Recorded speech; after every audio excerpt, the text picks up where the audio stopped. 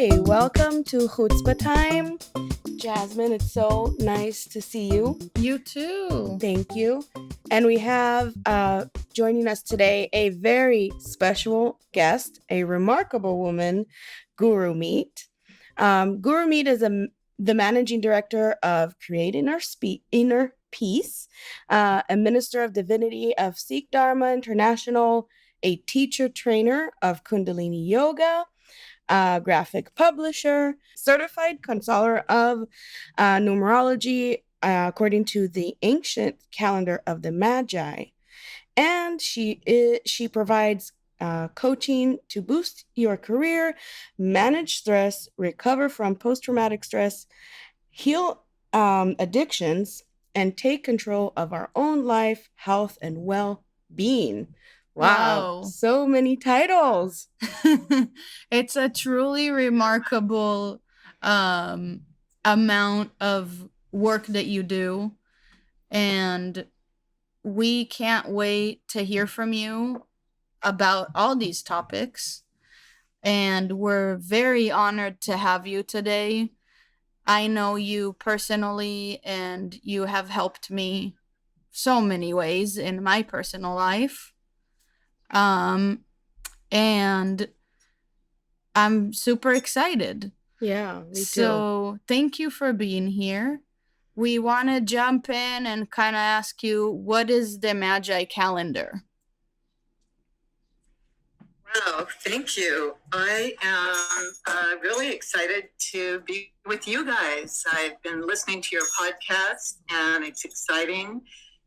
And to be able to hang out with you, it's very fun. And talk about the Magi calendar, because this is something that's always been very important to me. And you mentioned that, yes, I teach yoga. I've been teaching yoga and meditation for many years. And when I discovered the Magi calendar, I discovered a perfect kind of dovetail joint fit between the two, because many times when we're practicing daily disciplines such as yoga and meditation, we don't even know. There's millions, literally thousands upon thousands of meditations. Which one is the one for us? Well, in our Magi calendar, to answer your question, this is a calendar that reads our mind. It's quite beautiful and amazing how it does it, based on the theory that every particle of matter in the universe has an influence on every other particle of matter, including all of the atoms and cells in our body. And we have a relationship to each other, including all of these big planets circulating around our sun. And the Magi calendar is simply a way to tell time. It's a calendar like many other calendars in our human existence that we're familiar with. We use the Gregorian calendar. It measures the orbits of the Earth around the sun. That's called a solar calendar. And of course, there's the Hebrew calendar, the Jewish calendar, the Hebrew, the Hindu calendar, the Muslim calendar, and the beautiful Aztec and Mayan calendars. All of them, in addition to being solar calendars, have lunar measurements of the moon around the Earth, very important. And the ancient Mayan and Aztec calendars also measure the orbit of Venus around the sun, giving us more information about what's happening in our calendar to make it more accurate. But the Magi calendar, this is one of the most ancient calendars. And it's even mentioned in the Bible. You know, the ancient prophet Daniel was a member of the Chaldean Magi and understood this calendar. And it said that the three Magi who came to visit the beautiful Hebrew child born about 2,000 years ago, at the time of his birth, how did those Magi, one from India, one from Arabia, one from Persia, know? And they all came because they saw the indications in the heavens, according to the calendars they were reading, passed down from Daniel, that there's something happening at this time. Those three Magi came based on this calendar. we're talking about today.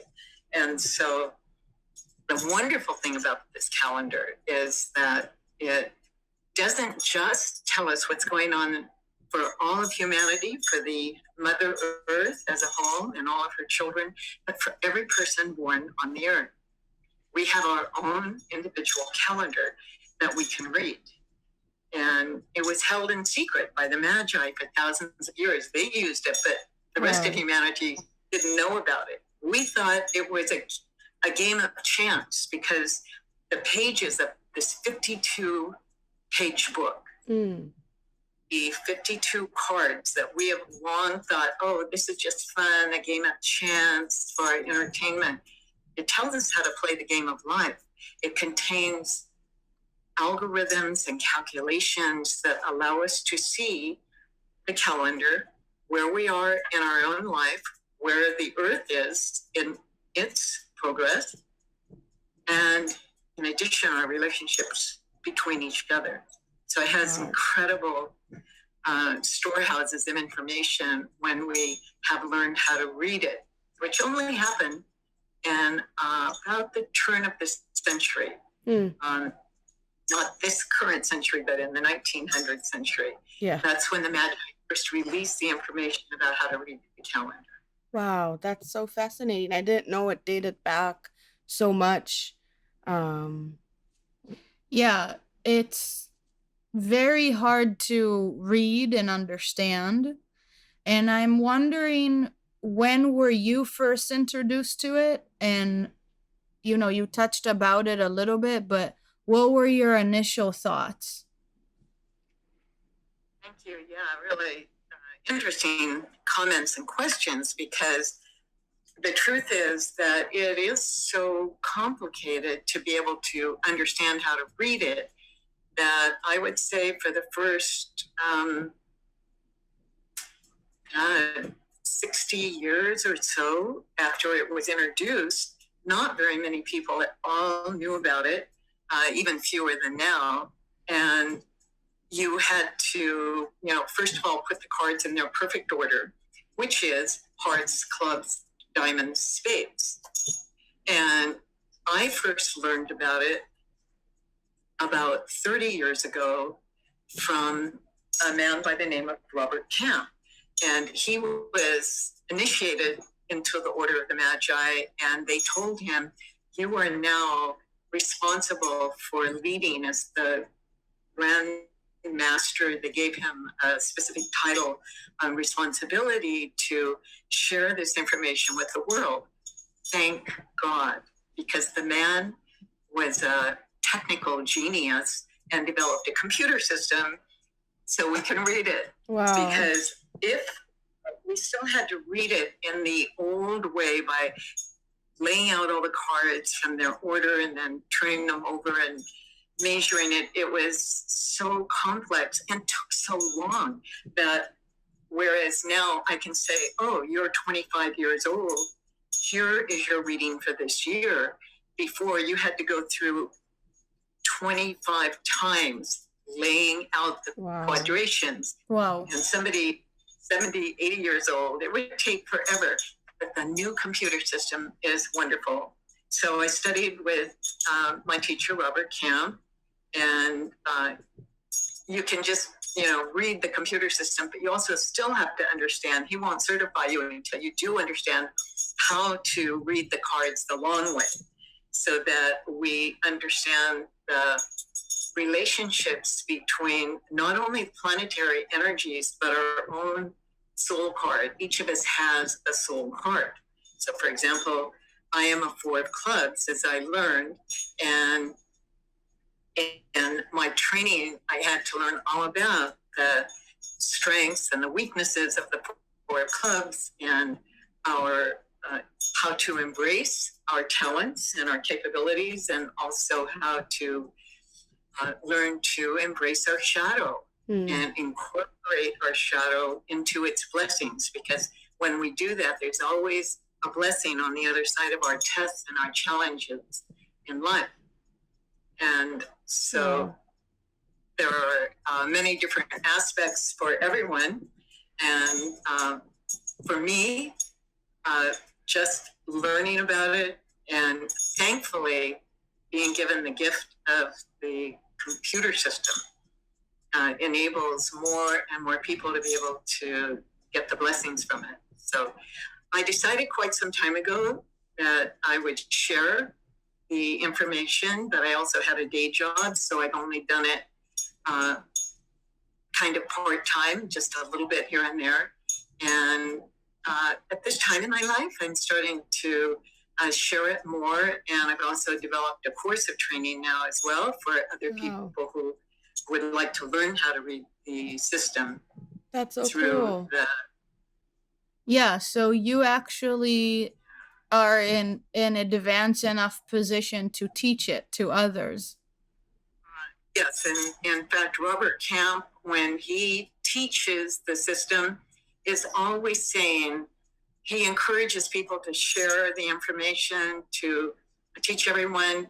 And fortunately, you know, they say a little bit of knowledge is dangerous, or other things, but he's never had that attitude. He's always wanted everyone to share and share alike. And I really appreciate that about him. So when I first discovered it, I started giving readings to everybody right away. And I did it by, you know, just putting paper there and adding up. And because I didn't have the computer system yet, I was just so in love with all of the concepts that I read in his books that I would just get the books and, you know, turn back and forth to understand exactly what it was. And I don't even know why anybody would want to have a reading like that, but I was so excited about the information. I just couldn't wait to share it. And so he does give us a certification after studying with him for a number of years. He gave us certifications as certified Magi counselor. And honestly, I think that even before I got the certification, the information didn't change. Mm-hmm. Still, everything that I shared before and everything that I share now, it still has a beautiful validity. And so I think the same about anyone who wants to learn about it or read about it, that the information is free to the world. I kind of have that strong belief in this age that the more we learn, the more we share, the more blessed we are and empowered we are. Yeah, I really absolutely. believe. Yeah, absolutely. We're gonna switch gears a little bit. Wait, what about books? Yes. Actually, before we switch gears, you did talk about a few books. Do you have any recommendations for someone who wants to get themselves introduced to this? So I was suggesting two really excellent books for anyone to begin with are the books by my teacher. His name is Robert Camp. And one is called Destiny Cards. And this tells us about our own life and the planetary energies that impact us throughout the cycles of our life. Mm-hmm.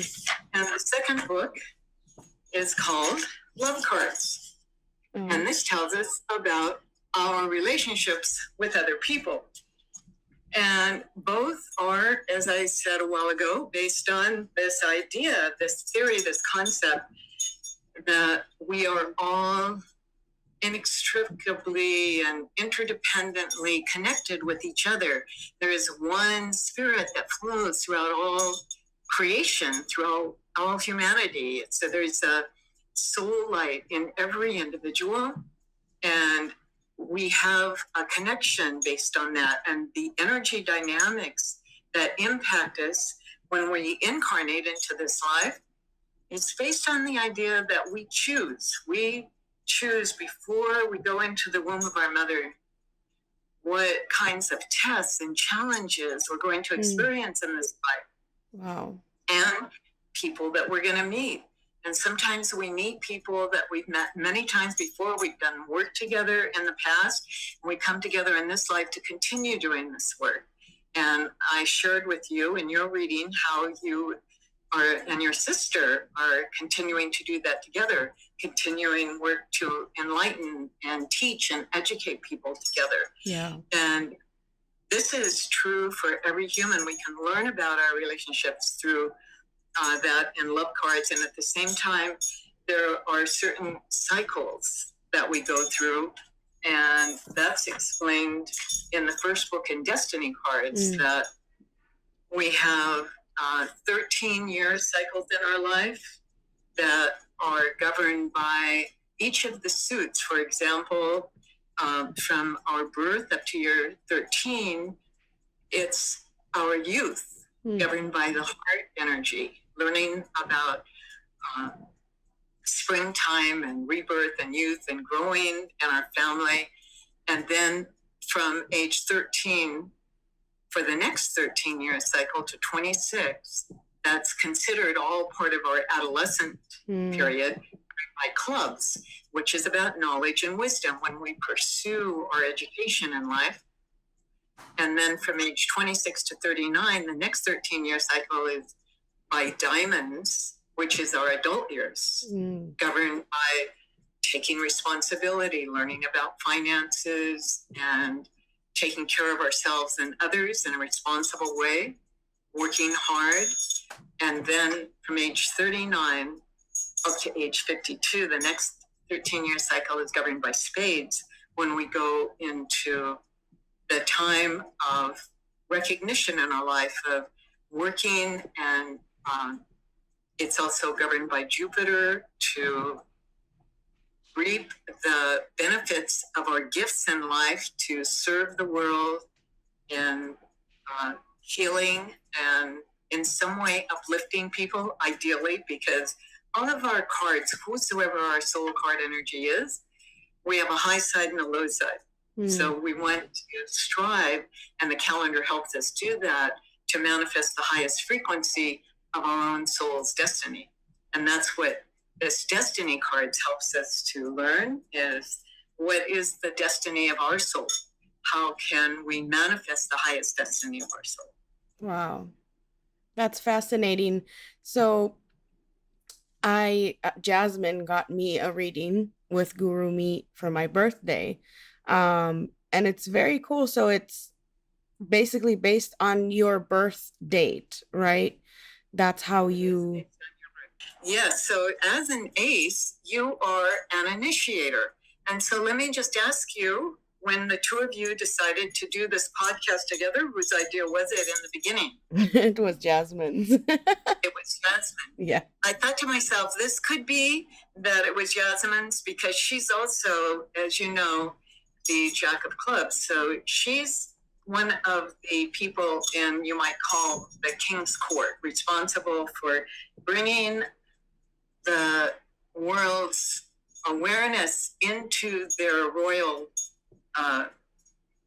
understanding and into their divine awareness. And so her partner, Sammy, one time was saying, why is she so worried about the house getting cleaned up all the time? Said, she has to live in a palace. She's responsible for welcoming everyone to come into the court of the divine. And her environment has to be like a palace. It's very important to her. And so different people, according to our own soul card, there's certain things that are more important to us. And for you, the ace is about rebirth and new life, and always with that new life, you have the gift of being able to see the completion within the birth. And so while the Jack of Clubs person is individually responsible for bringing people in to help them, as the ace person, you are the one that gives people that vision for the future. It's always with rebirth or a new birth or anything that's created new. Oh. You never just give birth to the beginning. You also see the vision for the future. And you hold that, and it's why as women, we have this power we give birth to a new life, and at the same time, we're responsible for creating the consciousness of the future of the world. Yeah. And people who say that this is a time right now for awakening of the feminine energy in that way, that not just because not all of us are going to give birth to a child. Some will, some may not, but we're all giving birth to ideas, to a new future. In some way, we're creating the consciousness of the world for the future in a new way. And that's one of the aspects of the calendar, the Magi, that I really love, is that this is a cycle that the whole humanity is going through right now, shown in the Magi calendar, that we can bring a new awareness into this world of working together in teams for good, for the benefit of all humanity, that we can create a prosperity consciousness that evolves and grows for everyone. It doesn't have to be so divided anymore, and we don't have to resolve our problems by war and conflict anymore. We can learn to respect and understand each other, our differences, to support our needs, because we're all a human. Yeah. We have the same needs. We all want to be safe and have an education and have good health care. And we want to have healthy food, and we want to be able to go to school and grow and have businesses where we serve each other. Yeah. We don't have that many differences. Why is there any reason to go to war? Absolutely. Amen. Very powerful stuff that you're saying, and so important. Things that I think about every day. And part of the podcast is to bring people together. So we're right there with you. Yeah. I do have a question, because Gurumeet, you do readings for people. So what can someone expect when they come to you to get a reading? It can be done, first of all, at any time. What a lot of my clients find is that if you get a reading around the time of your birthday, and then each year you can check in again around the time of your birthday, you see 7 cycles coming ahead for you.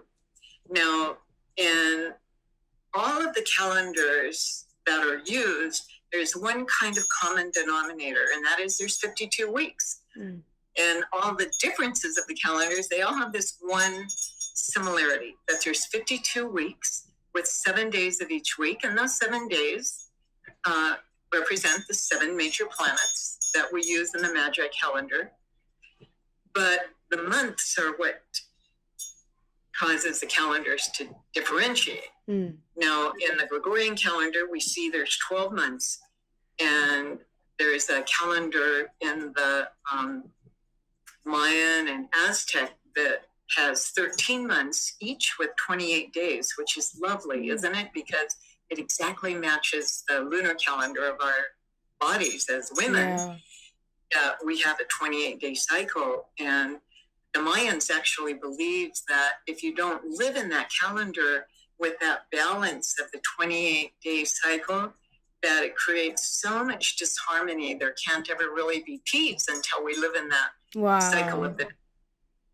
So that's one beauty of the Magi calendar. It also incorporates those 28-day cycles, and it has another interesting aspect, which is 7 52-day cycles.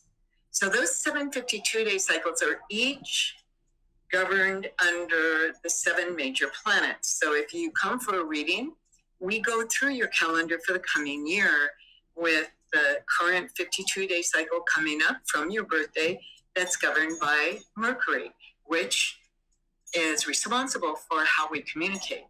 Mercury is the messenger, right? And so how we communicate and our mental processes throughout the year, those energies under Mercury tell us about what we can expect. If we have, for example, say a 2 of clubs, that'll tell us that we're going to communicate in partnerships and learn from the people that we partner with that will be very beneficial. Communication for our growth, for our understanding. We'll probably have very animated, dynamic conversations with others if we say had a Two of Clubs energy under Mercury for those 52 days. And then the next planet is Venus for 52 days. That governs our relationships. We have a Two of Hearts or a Four of Hearts in Venus. We may get married or find our lifetime partner during that Venus partner. Different indicators from the energies of the cards tell us what is on our mind, what we're thinking about, and what we know, what we're learning even from science, stronger and stronger, is what we think about, what patterns come up from our subconscious, our unconscious mind into our conscious, are what we manifest in our life. Yeah. We are the master of our fate. And so the calendar helps us to align with those, because sometimes we try to push away thoughts. We say, oh no, I couldn't do that, or I just don't want to deal with that. But Yeah. sometimes it's time. And so then comes the Mars cycle, and that tells us about what work we're involved in, how we're going to go about doing whatever battle it is in our lives that we're meeting our challenges. And the fourth is Jupiter. And Jupiter is always benefic. And that gives us blessings in life. So let's say, for example, you have an 8 of diamonds or a 10 of diamonds or a 7 of diamonds in Jupiter. That tells you have potential to have abundance and prosperity in your business and your work and your efforts during that year. After Jupiter comes Saturn. And one of the things that I love the most about this calendar is we often think that if we've had an astrology reading, oh, Saturn is going to be a hard time for me, lessons and cold, hard difficulties. But in fact, if we discipline ourselves, and we ourselves, especially if you have a daily practice where you sit still and just listen to your breath, or any simple meditation every day to connect with your own soul, your own life, then Saturn recognizes you. Saturn makes you known to the world. And if you also practice recognizing others, as you guys do in your beautiful podcast, you help bring information of others to the world. And in that way, Saturn will also recognize you. It's a cycle that just grows. Then comes Uranus and Neptune, and Uranus is about our relationship with the Earth. So if you have good energies in Uranus, you may have good real estate prospects, something wonderful where you can make your home more beautiful. Or if you have other energies in Uranus, Uranus is interesting because it also gives us surprises. And sometimes we're kind of knocked for a loop in Uranus because it tells us what's going to happen unexpected, that we have hidden in our own mind, maybe in our blind spots. And then in the last 52-day cycle is Neptune. This is one of my favorite parts of the calendar, because in our Neptune cycle, the last 52-day cycles before our next birth anniversary, that's when we can go into our dream vision. And it's good to create a dream vision during that time that we build for our upcoming year.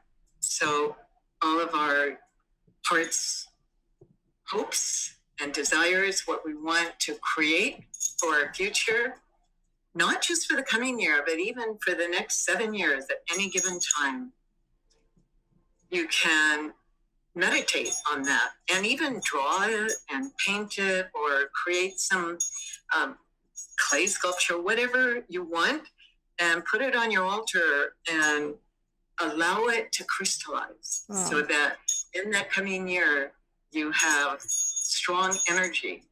That's ruled by diamonds, and diamonds, it has a sharp edge, right? Because that's how we create. We cut through the old that we don't need anymore to build a new future. And therefore, this physical universe is ruled by that diamond energy, as a club energy is about knowledge and wisdom, you put that together with the diamond energy to create something for the future that builds education, or with heart energy to build something between your relationship with other people. So that last 52-day cycle, Neptune, gives us a chance to really focus on what we want to create. So that's, for the coming year, your reading also would include your entire life, the energies that you came into this life with, your destiny, your purpose. Why did you incarnate? And your calendar gives you your purpose in life. And so, for example, as when we talked with Jasmin being the Jack of Clubs, a lot of people think that the order of the cards is like a hierarchy, that King is up top and then Queen and then Jack. But even in the game of chance, there were certain little clues that you would hear. Like, for example, aces are high, right? So with the Jacks, they have a very important role in life. And it's similar to what we're taught in yoga and meditation. We have three minds. We have a feminine mind, a masculine mind, and a neutral mind.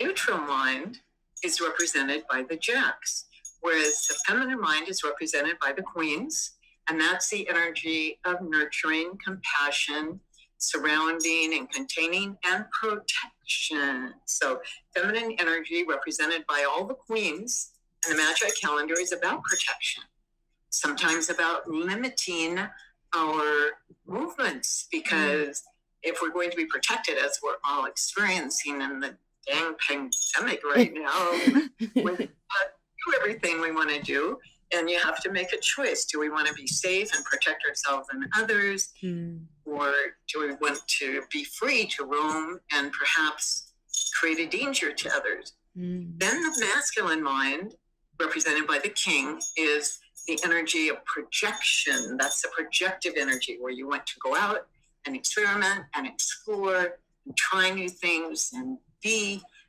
in new ways with new people. But the Jack energy is both the masculine and the feminine in the neutral mind, which is actually the pituitary gland as well in yoga and meditation.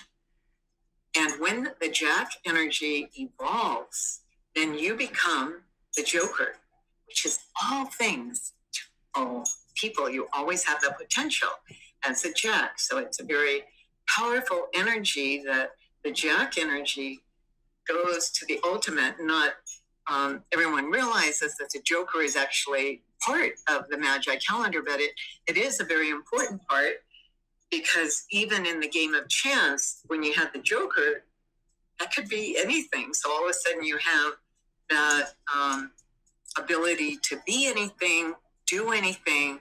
And as you grow in your awareness and manifesting this energy, when you meet people, they will see you in that light. They see, oh, you can help me with this, or you can help me with that. And you might even think to yourself, I don't know anything about that. But you know what? You can just say, God bless you. Got this, and have it. It's quite amazing how your energy works as a Jack. I'm always fascinated by the different aspects and energies of the cards in that way. Yeah, it's really fascinating. So it basically, what you do combines astrology, the planets, and cards and their interpretation, pretty much. And it's like Jasmin said earlier, it's very complex to think of, but it's very fascinating to see the connection. And I find it very interesting because it's also very realistic in the way that our life is not so simple and there's many elements to life. So I don't know, I just thought of that, and it's pretty cool. Yeah. I agree with you completely, because a lot of us would love to have things to be a little more simple and not to be changing all the time. So, for example, I myself am a 4 of clubs and a 6 of hearts.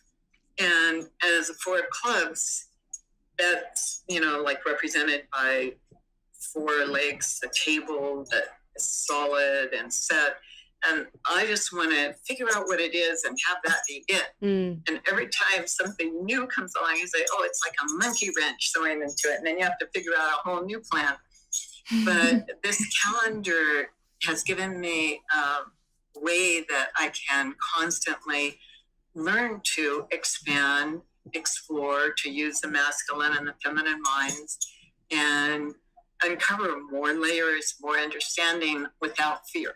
Right. And the fear is what will block all of us. And it leads to ignorance and hate and anger and all sorts of things that just cause us trouble. And that's my favorite thing I would say about this Magi calendar is that when we look at our relationship with another person, and let's say, for example, somebody that is either angry at us or we're angry at them, you can peel away why that happened and meet the needs of each other, because really there's nothing to fear between anyone. When we understand their needs, why were they angry at us? It often has nothing to do with what they're yelling about. It just has that they were afraid that something happened. We would think something bad about them. Who knows?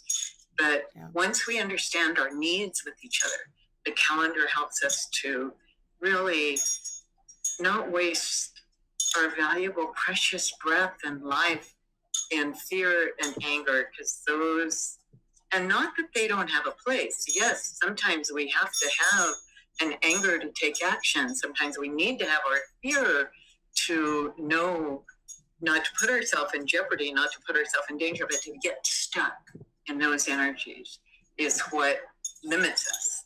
And so we need a feminine mind. That's the part of our mind that tells us when to be fearful, and masculine mind gives us when we need to be angry to take, but you don't want to get stuck. That's the issue that we understand.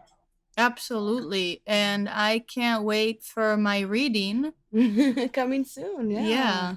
Your birthday's soon. Yeah. So I'm excited, Gurumeet, to have our yearly review together.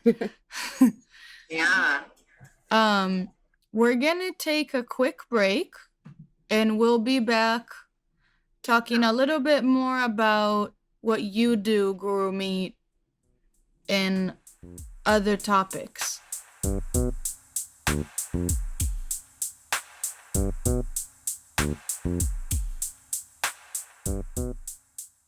Okay. Welcome back, everybody. Such a fascinating subject, conversation, person, human being, soul. So we do want to ask a little bit about your other occupations, I guess, or just interests. So one of the things, you are a minister of divinity. If you may tell us a little bit more about that. What does that mean? God bless you. I am Sikh. Okay. And I first learned about the Sikh path in my early 20s, and it's pretty new. It was started about 550 years ago by a man named Nanak. And he lived in India, and he walked all over the known world at the time, just trying to give the message that there's no difference between us. We're all one human, one family. At the time, there was a lot of strife in India between the Muslim and the Hindu people. And he said, there's no Muslim, there's no Hindu. We're all just children of one creator. And so over the years, people started calling those who followed that path of believing that we're all one Sikhs. It just means seeking the truth within everyone. And so there were 10 they call them 10 kings that followed Nanak. And the 10th one said, there will be no more gurus or kings of this path after I leave my body. From now on, all human beings should only ever bow down to God, to the Word, to the divine frequency of the Word of God, and only not to any human ever. And so that's the essence of the Sikh path. It teaches that every day when we rise up, we remember the divine within. And secondly, that throughout the day, we work hard in an honest labor and share what we have with others. Not that we keep everything for ourselves, but give at 1/10 back. And that 1/10 is interesting. It exists in many religious traditions. And then the third is that you, share. So that's it. Yeah. You remember God, that you work hard, and then the third is that you share. And so I just really fell in love with that idea. And many Sikhs that you may see, that you may encounter, wear a turban and white clothes, and that's not required at all. Just those three things are all that's really part of the Sikh path. But in this country, we as women started wearing turban, and it's not part of the tradition in India. If you go to India, no women mostly wear turbans at all. But we like the idea because we don't think in our country, it was during the 60s when we first learned about this path, and we thought, why only men should wear turbans? We like to do it as well. And so it's a very ancient practice also, and existed in the beginning in almost all religions. If you go back to their origins, there was a turban. And the concept is simply that you crown yourself. You crown yourself in your own royalty, in your own grace, in your own nobility, in your own dignity. So it's like a self-crowning. And when you cover the top of your head, you actually are holding in the temperature. They know that in many Arab countries where the sun is shining really powerfully, you cover your head to keep your body cool because it regulates your temperature when you cover the top of your head. What people don't know, what the yogis tell us, is that you also stabilize your own energies, that we have 10 lines. Now, as a minister of Divinity of Sikh Dharma, my responsibility is to minister to people, to serve, to support. So I provide ministerial counseling, marriages, birth and death ceremonies as people need.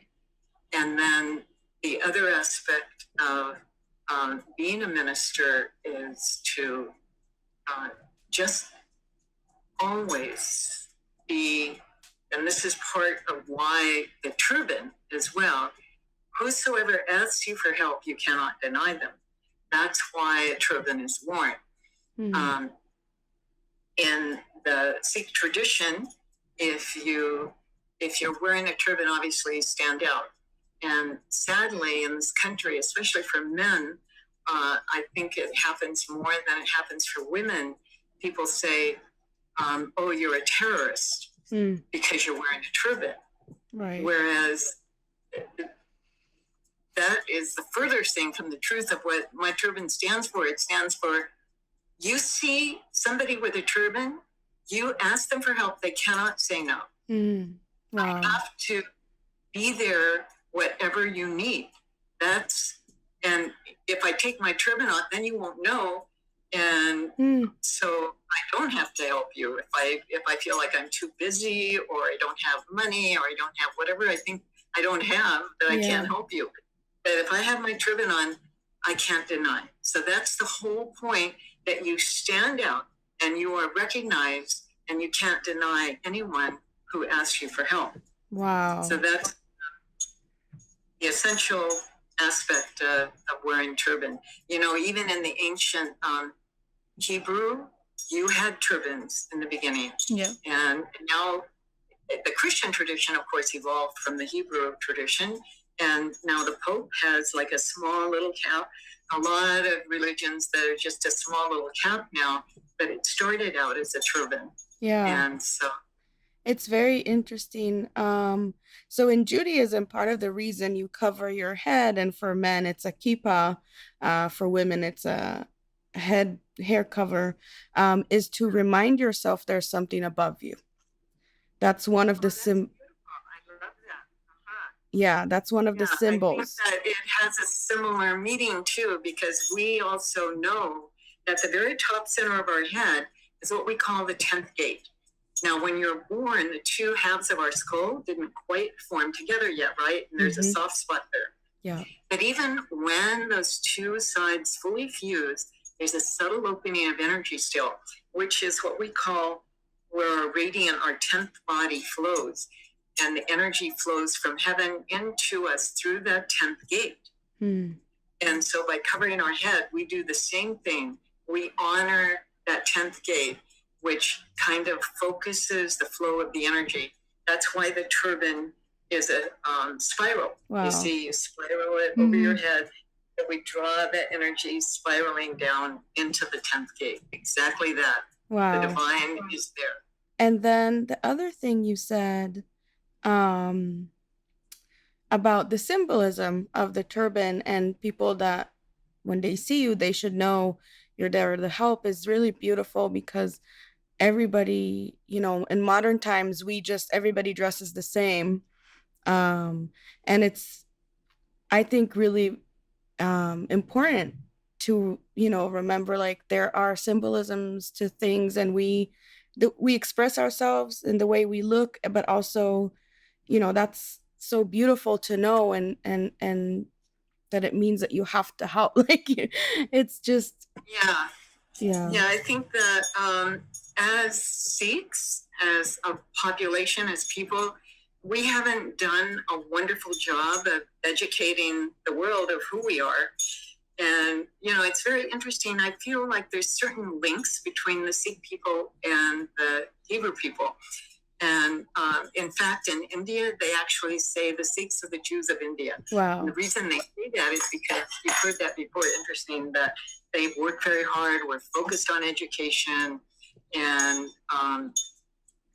also focused on protecting ourselves. So if you look at the Indian Army, for example, there's a very large, at one time it was like 90% Sikhs, even though it's only 1% of the population of India. Wow. And at the same time, Sikhs have many universities and schools, and Sikhs actually go into the poor districts and pick up all the untouchable children who maybe wouldn't have a chance for education. And we adopt them and bring them into our schools in India, so that not only do they have a chance to grow, but then the Sikh population has continued growing. And, I've kind of studied Jewish people, and I don't know, for whatever reason in my life, I wasn't good in marriage, and I always fall in love with kind of the wrong people, completely unavailable and impossible. One person I fell in love with once is a Hebrew scholar. His name was Jacqui. He's passed away now, and when I fell in love with him, he was 90 and already married to somebody, but I just loved his books. He wrote about very ancient Jewish history and the very beginning of humanity on earth, in fact. And in his writings that I love so much, I just mainly fell in love with his mind. All of us are club people, so you guys also know how important it is for you to have a good mental connection with somebody. Somebody may look very beautiful, but they don't have a mind that you connect with. That's kind of one of the aspects about us as club children. Ace of clubs, Jack of clubs, I'm 4 clubs. So we all have that connection about the importance of knowledge and information. So I think in studying the understanding of the ancient Jewish history, your religion, in like common knowledge is somewhere around almost 6,000 years old, right? And yet, according to Zachariah Sitchin, he took it way back to 450,000 years. He thought that the origins of what's now in these 5 books of Noah that were carried by the Jewish people throughout all those 40 years wandering the desert, that information existed even before in Sumer, in Babylon, in other civilizations leading up to this period 6,000 years ago. So let's say 6,000 years that the Jewish religion has existed for that long of a period of time, whereas the Sikh religion is only 500 years. It's very short. And yet we both have, at this time in history, about 20 to 25 million people on the earth are Jewish people, and about 20, 25 million, somewhere in there, are Sikh people. Wow. And I find that interesting. And at the same time, with Sikhs, we're not going to just stay at 25 million because we constantly go and get children off the streets and put them in, they grow up and become Sikhs. So more people become Sikhs all the time. But it's different with the Jewish religion because you don't care to ever convert or help, and neither, if we don't want to convert, we only do it mainly with little babies. Yeah. But otherwise, none of my responsibility as a minister to ever make anybody a Sikh. That is just to serve people, help people, whosoever wants to come. We have to serve food. That's a requirement, and serve and help people, but never to convert. Wow. Sure, answer questions. But in the Jewish religion, it's exactly, similar, except you can't even become Jewish unless ideally your mother is Jewish, right? And I know many women, in fact, I guess the daughter of the president has converted to become Jewish. But I think in the really Orthodox Jewish, no one is recognized really unless your mother is Jewish. Why? Because there's something that happens in the chromosome, the Y chromosome in our DNA is carried through the mother. So you're a matriarchal society in the same way Sikhs are matriarchal too. And the woman is honored, the woman is revered and worshipped. So there's certain similarities that I love. That's so cool. Even though there's only 25 million Jewish people in the world, still, when we look, who are the professors in all the universities? Who make all of our movies to entertain us in Hollywood? Who are people that are the political leaders in our society? Who are the people that lead us in Wall Street and our banking? And in many ways, you serve as the backbone of society.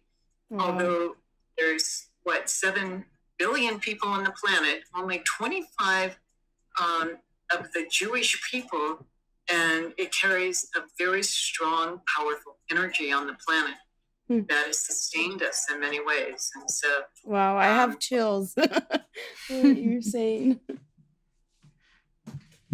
Thank you for that. I do want to share. I used to have a Hindu therapist, and I went to him for 2 years, and he used to say, "You don't know this, but you're a seeker." And I didn't understand what he meant. So now that you say that, it is so fascinating to me because it just explained what a seeker is, and the fact that he was Hindu makes a lot of sense because it all happened in that homeland.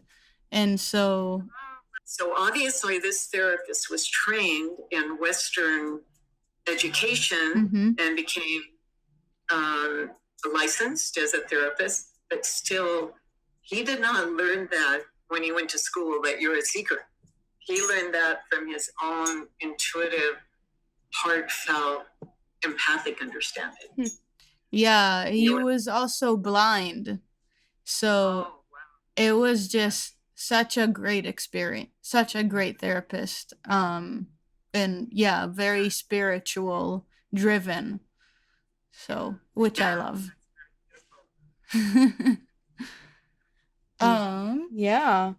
So would you like to tell us about your organization, Create Inner Peace? Yeah, thank you. Create Inner Peace was actually founded by a woman by the name of BBG. And BBG is the chief minister of all the Sikhs in this hemisphere, you might say. Wow. Especially those who have embraced the Sikh path, which started in India, but she came here from India with her husband, and they started teaching people about the Sikh path. And I started working with her many years ago. And she just wanted to give back to first responders. And this happened sometime after 9/11 in 2001. Wow. That happened, right? And she became aware of how much pressure all the first responders, because after 9/11, then there was the hurricanes, Katrina, and all the disasters that we started seeing on our earth. And she wanted to do something for first responders. So she asked me if I would work with her. It was my honor. I've worked with her in many projects over the years. So she met with the governor of New Mexico, who at that time it was Bill Richardson, and he and the emergency responders, the Emergency Health Organization of New Mexico, gave a grant or funding for the beginning of this project. And we developed a program, especially for first responders, in which all New Mexico first responders are allowed to learn this technology to relieve their stress, because they're under so much pressure. And many times the first responders, with all these disasters that happen, and this is a very broad definition of first responders. It includes police, firefighters, EMT, doctors, nurses, everyone who comes to an emergency, so that they can then go and learn how to de-stress. Because our bodies naturally, when we need to, we'll go into that fight or flight, and we will do what is needed to save the day, to protect others. Especially if we're trained as first responders, you work even harder and you go into a very high stress situation. But the problem is our bodies haven't really learned how to de-stress, especially in these days. We can easily get worked up, but we don't know how to relax. And so in yoga and meditation, that's what we teach. And we now teach this program through the college in New Mexico, where I live in Espanola. So first responders, and we've expanded the program so everyone can come, because everyone, we want you to learn how to be a first responder to yourself. We all need to learn that. So Create Inner Peace is the organization developed to teach yoga and meditation to help us relieve our stress, to help us manage our stress. And what we find is that when we don't have healthy ways to deal with our stress, oftentimes the first thing we do is go for something outside ourselves and give ourselves alcohol or other kinds of substance. We take something in, knowing full well it's a poison, knowing full well our bodies are going to reject it, but we take it in as kind of a temporary self-medication that in the end does more harm than good. And so we find a lot of addiction issues among first responders, although a lot of times these days it's legal medications that people become addicted to. And so that's why we offer this program for everyone, that we can learn to de-stress in natural ways and healthy ways, and having a daily practice, something that we do each day. And it doesn't have to be for hours and hours. We don't have to go into a cave or meditate in seclusion. We can just take a little bit of time each day, ideally like maybe a half an hour, but even 11 minutes or 7 minutes. Each day, we give ourselves some time to sit with ourselves, listen to our breath, do some exercise, do some meditation to connect with your own soul, and then go out about your day. Wow. And Yeah, it's very important to do that, and it's so easy. I feel like it's so easy that it's so easy not to do, just as much as it is easy to do. you're dead right on about that. Yeah, that's what I think every single morning. And if I'm in my warm, cozy bed, oh, I could just stay here today. Or you can get your butt out of bed about a half hour earlier. And you're so happy with yourself for doing it. It's like a self-validation that you keep realizing, I am damn good. I am amazing. And you love yourself more, and you're able to love other people more because you give yourself that self-affirmation just a little bit at a time. Wow. And thank you for the cause of the organization. It's such a beautiful cause. So important to heal and help the ones who help everybody else. Does Kundalini Yoga, first of all, what is the most common question you probably hear is, what is Kundalini Yoga? Kundalini Yoga is an ancient form of yoga that originated, most of the time we say India, but the Kundalini Yoga that we practice was also practiced by the monks in Tibet, the Buddhists. And Kundalini Yoga existed in different aspects in all of the different ancient cultures, truly. Now, it was practiced in India, and I learned it from a man who came over from India. And originally, even Guru Nanak, who started the Sikh path, used to meet with the yogis in India. They were called Siddhi yogas, Siddhi like Siddhi, which means power. So they were these yogis that developed all these powers from doing yoga. They could melt the ice that came on them and control all the fire and earth and water elements in different ways through the power of their mind from doing the meditations in seclusion. And Guru Nanak used to go and talk to them and say, why don't you come down and teach all the people? Why do you stay here all by yourself? But it was an ancient tradition that they followed. And they said, no, we can't meet with people. They will pollute us. And we can't be around women because they make us think of sex. And, and they didn't believe that you could teach women yoga. Wow. And Guru Nanak said, no, learn the householder path. The true yoga is control of your mind. And he said, Manjit, Jagjit, control your mind. You control the universe. And in the householder path, let's get married, have children, and take care of each other, serve each other, help each other. And yoga is a wonderful way to maintain our health.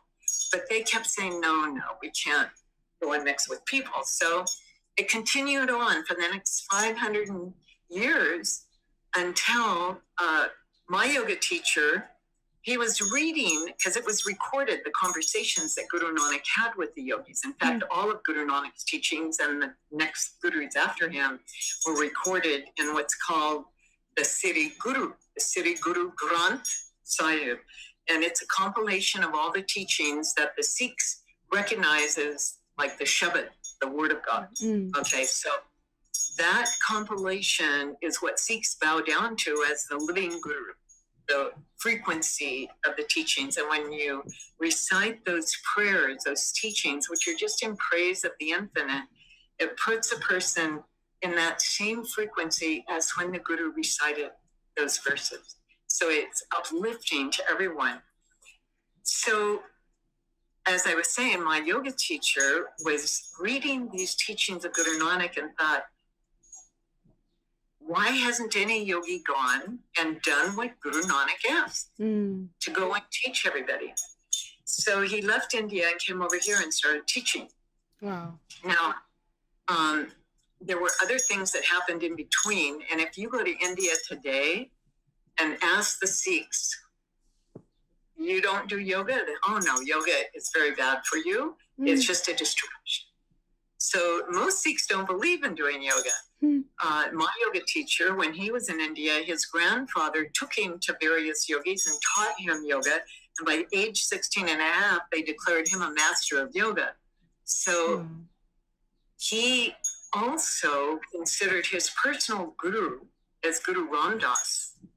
And that was the fourth king of the Sikhs. So he was no longer living. But there's this beautiful golden temple in India, built half of marble and half of gold. And sits in the middle of a pool that's considered sacred, where people take a dip in it and get healed. It's in northern India, in Amritsar.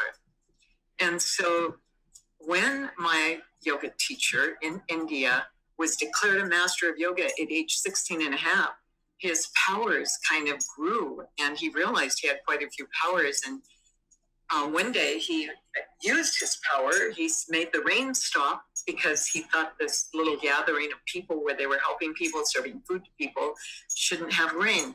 Well, an old man saw him and said, "You shouldn't misuse your power like that. You think you know better than God," or whatever. And he was kind of surprised. "How did you even know that I'm the one that stopped the rain?" And he said, "Just be careful. You can't misuse your powers, because whenever you take energy from one place, you withdraw it from another place. You don't know what damage you've done now." And so he felt admonished and realized, okay, I don't want to misuse. And he started going every day to the Golden Temple. And it's also considered like the house of God, or the house of Guru Ram Das, which is his personal guru. And he just washed the floors of that temple. Every morning he would go wash the floors, and he did that every day for 4 years, so that he could try to cleanse his soul of ever misusing his power. Now, meanwhile, he had become married, and he got married to Vidiji, the woman that I mentioned to you before. And at the end of those 4 years, he kind of got a intuitive awareness from Guru Ram Das, who was his personal guru. And also there was a story about Guru Ram Das that inspired him, because, as I said, Guru Nanak, he got married, had children, and then there was another king and another king and another king after him 10 times. But the person that became the guru after Guru Nanak wasn't his son. And his son was very incensed by that. So why did you not crown me the next guru? I am the greatest yogi. And he was a very highly accomplished yogi of the time. And Guru Nanak said, "No, you're not ready. But go and lead the yogis. Please teach them the householder path. Tell them to get married." So Baba Siddhi Chand, his son, did that. And he was a great all yogi, which is somebody who never ages. And even though he became 160 years old, he lived many, many years, he still looked 15 years old. Now, fast forward to the time of Guru Ram Das, and one day, he's now the fourth in the line of the Sikh kings. He's walking in the forest, and he comes up on Baba Siddhi Chand and the Siddhi yogis who are his followers. And Baba Siddhi Chand saw Guru Ram Das and was amazed when Guru Ram Das bowed down to Baba Siddhi Chand. And he began washing his feet with his beard. Guru Ram Das had a long beard, and he began washing the feet of Baba Siddhi Chand. And Baba Siddhi Chand was shocked. He said, "Why are you being so humble to me? You are the guru of all the Sikhs in the line of my father." And Guru Ram Das said, "I am so happy to meet the son of my guru, and you are the great Baal yogi, and it's my honor to meet you." And then Baba Siddhi Chand said, "Oh my God, you have taught me today the lesson of humility. Now I know why my father didn't pick me, because I had not learned the lesson of humility. Thank you for being in this way, teaching me how to be humble." And so he said, "I crown you now the king of all the yogis." So on that moment, Baba Siddhi Chand said, "I am leaving. I've been here for many years. I'm done with my physical body.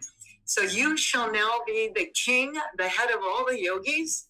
And he caused all of his followers, all of the city yogis, to bow down to Guru Ram Das, who was the head of the Sikhs. So the two paths crossed, the yogi path and the Sikh path. And my teacher believed that it was his responsibility as a yogi and a Sikh to come and share the Sikh path in this country. And at the same time, he taught yoga as a way to heal ourselves, to keep ourselves healthy, to keep ourselves strong, so that we can do the work of a Sikh to serve and heal people. Wow. So that's kind of the mix of it. And, about being first to learning about Kundalini Yoga, and then I kind of fell in love with the Sikh path as well. Wow. When I was in my early 20s. So And you never looked back. Mm-hmm. Pretty much. That's beautiful. Thank you, Gurumeet. Yeah. Last question, you kind of answered it. How do we keep this knowledge for generations to come? I personally believe the Sikh way, which doesn't require anybody to be any religion. It just believes in serving everyone, whatever your race, whatever your culture, whatever your religious belief, or no religion. The Sikhs, we just have to serve everybody. As far as yoga, I will share with you that what is the future of Kundalini Yoga? I believe that is in the hands of our children. It's up to our children. And I will share with you, some of you may have already heard, that this man that I described to you, my yoga teacher, come to find out, may not have lived according to his teachings. There have been allegations that have recently surfaced as of January of this year that he, in fact, had sexual relations with other women than just his wife. Is that true? I don't know. Certain women are claiming that. And so these allegations are being shared, and they'll become more and more well known. And as a result, our children don't necessarily see Yogi Bhajan, that yoga teacher of mine, in the same light that I saw him. And they thought that he, in fact, has manipulated people. So they are at this time in a process, all of us, our second generation and our first generation, like myself, we're all having these big Zoom talks now, in which we invite everybody, all the people that used to be Sikhs, but they left because they didn't believe he was being true, Yogi Bhajan. And in these talks, something will come out of it as a way that the teachings of Kundalini Yoga may go forward. And how that will look, how that will be in the hands of our children, because we're going to be dead and gone. Our years are very short on this earth anyway, and they're getting shorter. So in our first generation, we're not going to be here anymore. What will our children do with these teachings, with this technology? It'll be up to them. Wow. As long as I'm here, I will keep sharing it, because I know how it's helped me. And the vessel through which it came may or may not have been a perfect, pure vessel. Right. But for me, the technology is very powerful and good and healing. So I will continue sharing it. However, how about my vessel? God knows I have a million flaws and character defects and issues and problems that I will work on as long as I am alive.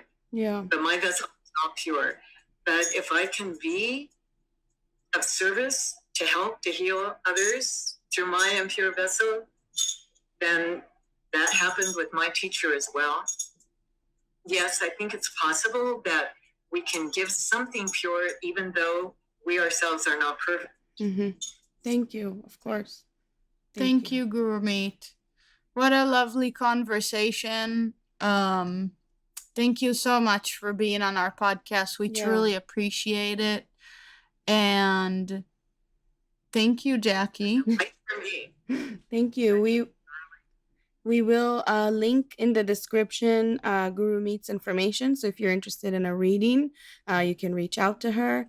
And also the Create Inner Peace website, if you're interested to learn more about the organization.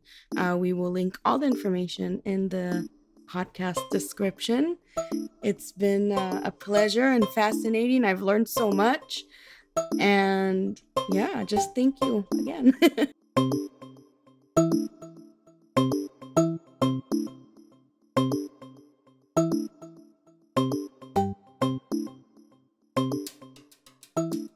Thank you for listening. Please follow us on Instagram at Chutzpah_time. That's CHUTZPAH_time, where we post updates and reminders so you don't miss any of our episodes or shenanigans.